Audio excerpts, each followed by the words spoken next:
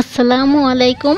কাছে দূরে যে যেখানে বসে আমার এই ভিডিওটি দেখছেন, আশা করি সবাই আল্লাহর রহমতে ভালো আছেন। আমরাও আলহামদুলিল্লাহ ভালো আছি। আবারও আপনাদের স্বাগতম জানাচ্ছি নতুন আরেকটি ভিডিও দেখার জন্য। আজ সকালেই ভিডিওটি শুরু করেছি। আর সকালে নাস্তার জন্য আজকে তৈরি করে নিচ্ছি চাপটি পিঠা। আমি চালটাকে গতকাল রাতে ভিজিয়ে রেখেছিলাম এবং সকালবেলা সেটাকে ব্লেন্ডার করে নিয়েছি। ব্লেন্ডার করেছিলাম যখন, এটাকে কিন্তু আমি খুব মিহি করে নিয়ে একটু আধা ভাঙা রেখেছি যেন একটু একটু দানার মতো থাকে। এরপর আমি এর সাথে কাঁচামরিচ কুচি, স্বাদ মতো লবণ আর অল্প একটু হলুদ গুঁড়ো মিশিয়ে নিয়েছি। এতে করে খেতেও ভালো লাগবে, দেখতেও সুন্দর একটা কালার আসবে। এখন আমি তাওয়াটা গরম হয়ে যাওয়ার পর দিয়ে নিয়েছি।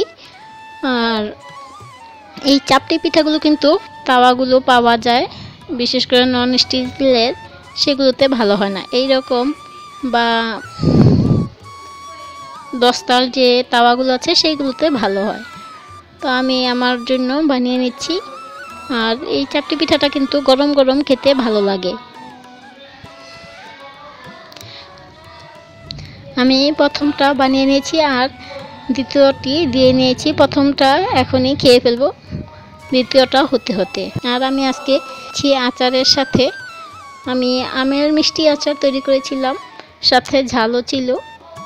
তো মিষ্টি আর ঝাল এই আচারটা দিয়ে কিন্তু চাপটি পিঠা খেতে ভালো লাগে। তাছাড়া গরুর গোশতের ঝোল বা ভাজি, শুটকি ভর্তা দিয়েও ভালো লাগে। আসলে এক একটা খাবার এক একটা জিনিসের সাথে খেলে সেটার স্বাদ কিন্তু এক এক রকম হয়। আচার দিয়ে খেলে যেমন স্বাদ লাগবে, গোশতের ঝোল দিয়ে বা গোশত দিয়ে খেলে কিন্তু সেই স্বাদ লাগবে না। আবার গোশত দিয়ে খেতে যে স্বাদ লাগবে, শুটকি ভর্তা দিয়ে খেতে কিন্তু সেই একই স্বাদ আসবে না। তো একই খাবার অথচ এর সাথে যে জিনিসটা খাওয়া হবে সেটার উপর ভিত্তি করে স্বাদও পরিবর্তিত হয়।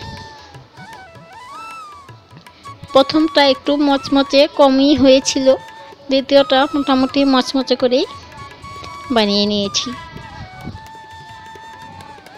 সকালের নাস্তা শেষ করে নেওয়ার পর আমি কিচেনের যে ক্যাবিনেটগুলো আছে সেগুলোতে রং করে নিচ্ছি।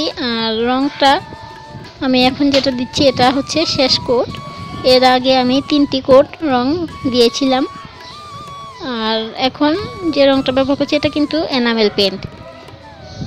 আমি সর্ষে ফুলের যে ইয়েলো কালারটা আছে সেই ইয়েলো কালারটার সাথে হালকা একটু সবুজ অ্যাড করেছিলাম যেন একটু সবুজের ছোঁয়া আসে। এটাকে লেমন কালারও বলা চলে, খুবই হালকা লেমন কালার। তো আমার কাছে কালারটা বেশ ভালো লেগেছিল, তাই এটাই করে নিচ্ছি।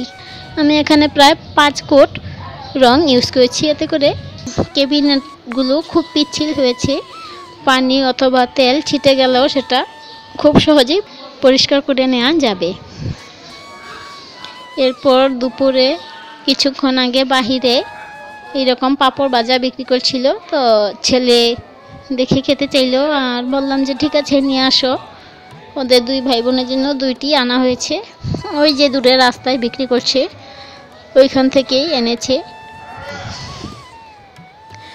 আমরা কিন্তু ছোটবেলায় এইরকম পাঁপড় ভাজা অনেক খেয়েছি। বর্তমান সময়ে কিন্তু এই ধরনের খাবারগুলো প্রায় হারিয়ে যাচ্ছে, যদিও মাঝে মাঝে চোখে পড়ে। তো ওরা যখন দেখেছে খেতে চেয়েছে আর আমিও নিষেধ করিনি ওদেরকে, সেই খাবারটা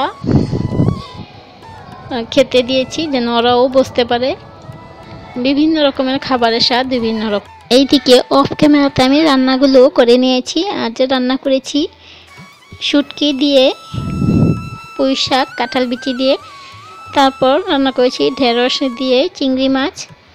কিছু চাল আজকেও ভিজিয়ে রেখেছি পরবর্তীতে চাপটি পিঠা খাওয়ার জন্য। এদিকে ভাতও রান্না হয়ে গিয়েছে, ভাতটা মাল ঝরিয়ে নিচ্ছি। আর এইদিকে রান্না করা আছে রুই মাছ দিয়ে বেগুন। তো এই তো আমাদের দুপুরের রান্নার আয়োজন ছিল। আসলে অফ ক্যামেরাতেও অনেক সময় অনেক কাজ করে ফেলি যেগুলো শেয়ার করা হয় না, আর করতেও হয়, কারণ সব কিছু তো আর ভিডিওতে শেয়ার করা সম্ভব হয় না। তো কিচেনটা পরিষ্কার করেও নিয়েছি। এখন দেখিয়ে দিচ্ছি রং করার পর আমার কিচেন ক্যাবিনেটগুলো দেখতে কেমন লাগছে, আমার কাছে বেশ ভালো লাগছে। পিঙ্কের সাথে লেমন কালারটা কিন্তু বেশ ভালো লাগছে, যদিও সবাই এটাকে হলুদ বলেই ডাকে, কিন্তু আমি এটাকে লেমন কালার বলেই ডাকবো।